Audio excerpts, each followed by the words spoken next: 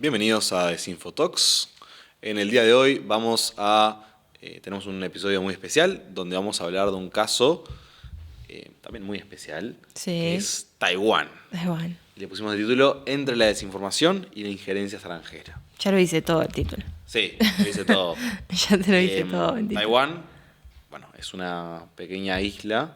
Sí, del continente asiático. Cerquita de China, donde ha estado en el centro de la atención geopolítica durante décadas, sí, con un pasado turbulento y una relación muy tensa con China. La isla ha sabido construir su camino hacia la democracia, pero a medida que Taiwán crece, también crece como una democracia y también como una potencia tecnológica, sí, también crece nuevos desafíos, muchos de ellos relacionados, o todos de ellos relacionados al flujo de información falsa y la manipulación digital proveniente de China. Sí, claro, es una nueva forma también de ejercer poder, sí, ¿no? O sea, sí, más allá de, antes uno pensaba en ejercer poder, a través de bombas o de un combate, hoy también se ejerce poder a través del flujo de información. Sí, y de estas campañas de desinformación. Sí, ahí va, propaganda y demás. Que nos vamos a centrar en el día de hoy. Ahí va, que vamos a hablar en el día de hoy. Pero bueno, vamos a empezar a hablar un poco de Taiwán, porque no creo que todos conozcan mucho de la historia de Taiwán, a menos que sean aficionados del tema, pero para hablar de Taiwán y de cómo es la situación actual de Taiwán, nos tenemos que ir un poco en el tiempo para entender cómo es que llegamos a este punto. Y cuando hablamos de Taiwán en la historia, no podemos no hablar de China. O sea, lamentablemente Taiwán y China hermanados. Están hermanados, van siempre juntos. Y porque en un momento eran el mismo país. Taiwán y China eran el mismo país, hasta que en 1949, cuando se termina la Guerra Civil China, se termina dividiendo este país en dos países diferentes, ¿no? Uno iba a ser, iba a estar liderado por el Partido Popular, el Partido Comunista Chino, que iba a crear la China continental que nosotros conocemos hoy en día, y por otro lado el Kuomintang se iba a exiliar en lo que es la isla actual de Taiwán y iba a formar la República de China. Durante los próximos años, Taiwán empezó más que nada con un régimen autoritario, estuvo muchos años bajo un control militar, pero ya para la década de 1990 empezó a abrirse un poco al mundo, tuvo una mayor apertura, celebró elecciones libres por primera vez, también hubo una mayor participación de los ciudadanos y se empezó a desarrollar como el país que hoy conocemos, con una democracia mucho más plena, mucho más moderna. Y con una relación muy tensa con China. Claro, eso es algo que todavía queda. La relación con China sigue siendo tensa hasta el día de hoy, y justamente porque China todavía considera que Taiwán es una provincia. Sí, una provincia rebelde. Sí, que se le escapó. Y que tiene que ser reunificada con la China continental, mientras que Taiwán se ve a sí misma como un estado soberano y con su propio sistema político y económico. Ahí va. Y en Taiwán se celebran elecciones cada 5 años, se elige al presidente, se elige al vicepresidente y también se elige al llamado yuan legislativo, o poder legislativo, básicamente, y tiene varios partidos políticos que participan de esta contienda, pero son dos los que serían los partidos políticos más importantes. El primero es el Kuomintang, que lo acababa de mencionar, que es un partido con una larga historia, pero que justamente lo que tiene de particular es que es el partido que busca acercarse un poco más a China, o por lo menos mejorar las relaciones con China, ¿no? De alguna forma tratar de lograr un... Y fue el que implementó este sistema de dos países, un sistema. Ahí va, dos países, un sistema, sí. Que es, centrado en una mayor cooperación tanto económica y cultural con China. Sí. Y del otro lado tenemos al Partido Democrático Progresista, que tiene una postura firme en cuanto a la identidad taiwanesa y a la resistencia con la reunificación china.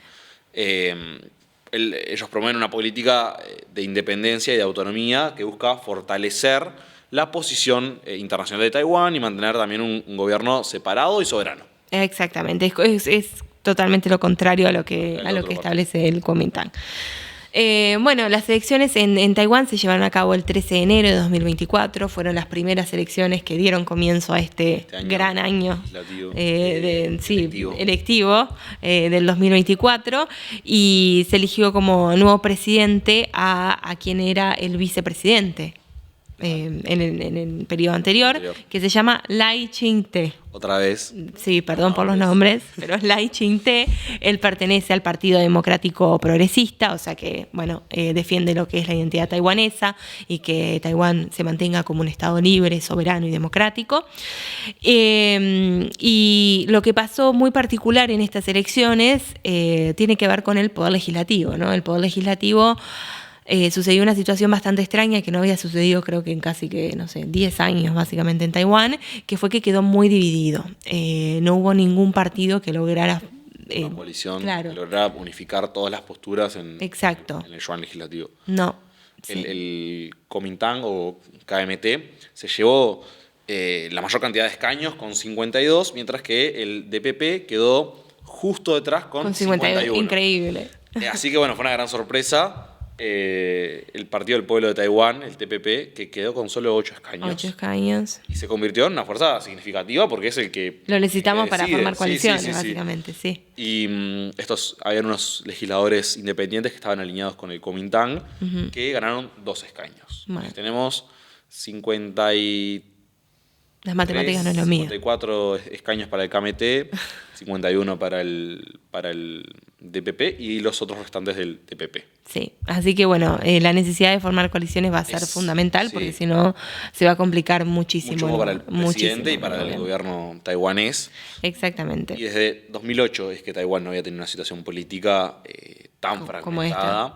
Y que bueno, se vienen unos tiempos interesantes para el análisis político de cómo funciona un país que está políticamente completamente dividido. Completamente dividido.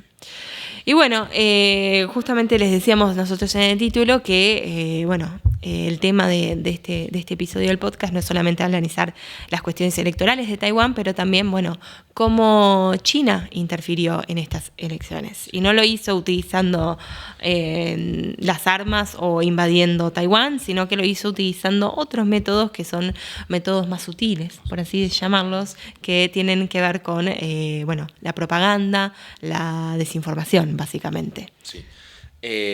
Se inundó las elecciones taiwanesas con mensajes a favor de China y sobre todo en difundir historias negativas sobre la política interna de Taiwán y mucho tema polémico y también un poco de la influencia de Estados Unidos en Taiwán. Y el objetivo es clarísimo, dividir y polarizar a la sociedad taiwanesa y, como sabemos, y dice el viejo dicho... Divide y vencerás. Sí, exactamente, iba a decir eso mismo. Hubieron muchas noticias que circularon en diferentes redes, en medios de comunicación, que decían barbaridades sobre el presidente y su candidata a vicepresidente también. Una de ellas decía que el presidente tenía un hijo ilegítimo, que parece que era un tema bastante importante. Que su compañera de fórmula no era elegible para postularse a la ciudadanía estadounidense. Ahí va, sí. Sí, barbaridades, realmente.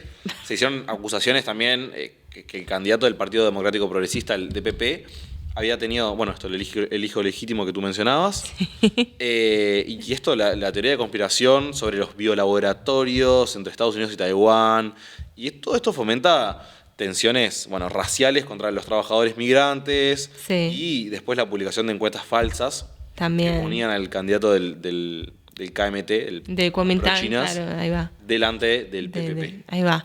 Y también probablemente capaz que la noticia que más se difundió en redes sociales y capaz que ustedes también la vieron, porque a mí incluso me llegó el video, pero también estoy metida en estos temas, así que no soy el mejor ejemplo, pero había un video sobre fraude electoral. Se empezó a correr mucho la voz de que se estaba cometiendo fraude electoral en Taiwán, porque había surgido un video sobre una señora que no sé si estaba anotando mal. Claro, manipulando los...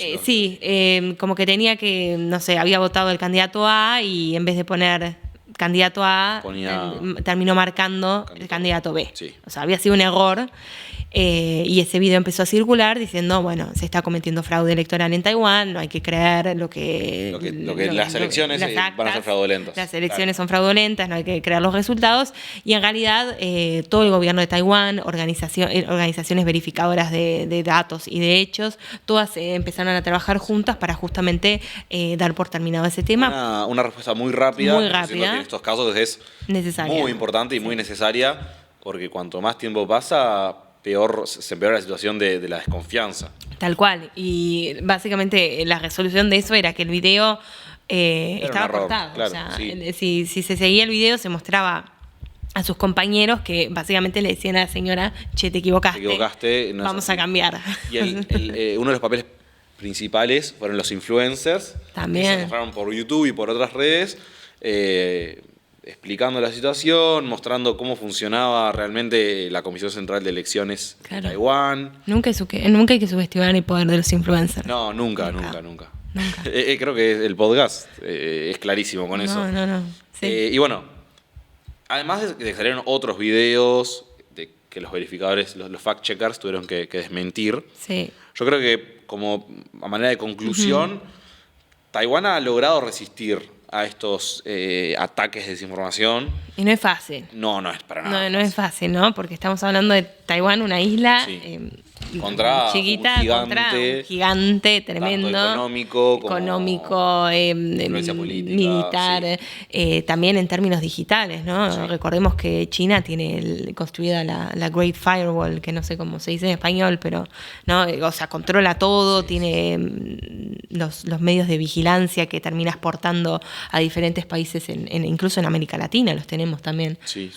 Así que no es fácil que un país como Taiwán pueda resistir a los esfuerzos chinos de controlarlo. Y yo creo que también otra de las reflexiones que debemos hacer es que, bueno, en este caso fueron ataques de desinformación más clásicos por las cosas que hemos visto, pero ¿qué va a pasar en el momento donde la inteligencia artificial entre en este juego y Taiwán va a llegar un momento que va a ser muy difícil seguir resistiendo estos ataques chinos? Tal cual. Bueno, ahí el futuro nos dirá. El futuro nos dirá qué es lo que va a pasar, pero sí. O sea, China tiene todas las herramientas para hacer algo realmente grande. Y grande en Taiwán, sí.